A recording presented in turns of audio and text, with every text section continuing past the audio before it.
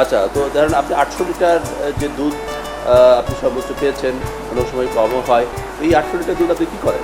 আসলে pick up time বছরের 6 মাস, November, December, জানুয়ারি, ফেব্রুয়ারি, March, April. মূলত এই সময়টা হচ্ছে আমার ফার্মে দুধ বেশি থাকে। ইভেন সারা বাংলাদেশের যত খামার আছে এই সময় দুধ বেশি থাকে। আর অফ পিক টাইম যেটা, ওই সময় সাধারণত এই যে গরমের সিজনটা, বর্ষার সিজনটা দুধ কম থাকে। সাধারণত বর্ষার সিজনে আমার এই সময় দুধ কম, এখন 500 লিটার দুধ আছে। টোটালটাই আমার কারখানায় লেগে যায়। আমি যেহেতু বায়ো প্রোডাক্ট তৈরি করি, আমার ফার্মের যে দুধ আহরণ করি সেটা দিয়েই আমি দুধ মিষ্টি তৈরি করি।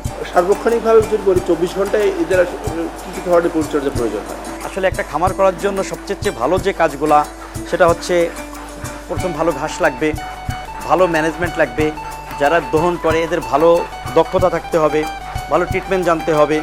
আর সর্বোপরি করে কথা হচ্ছে ভালো উন্নত জাতের গাভীও থাকতে হবে। যে আমার সব আছে, উন্নত জাতের গাভী নেই, আমি কিন্তু ভালো সার্ভিসটা পাবো না। তার মানে আমার উন্নত সব যা লাগবে সব কিছু সর্বোচ্চ দিয়ে চেষ্টা করতে হবে ওকে ভালো রাখার জন্য। আমি সেটাই চেষ্টা করি। সৌজন্যে আকিজ ফিড।